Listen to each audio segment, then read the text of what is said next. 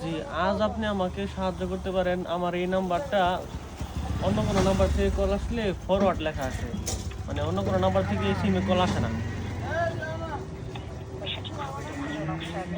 আসলে আমি এখানে যতটুকু চেক করে দেখলাম আপনার নাম্বারে একটা ফরওয়ার্ড সার্ভিস চালু করা আছে, যেটার জন্য এরকমটা হচ্ছে। এটা যদি আপনি বন্ধ করতে চান আপনাকে ছোট্ট একটি কোড ডায়াল করতে হবে, #002#। এই কোডটা ডায়াল করলে সকল ধরনের কল ডায়াল বাতিল হয়ে যাবে সম্পূর্ণ ফ্রিতে। আমি আপনাকে কোডটা SMS করে দিয়েছি, কেমন? কি বললেন? #002#। জি জি, SMS করেছি আপনাকে, কেমন? এই কোডটা ডায়াল করবেন, #002#।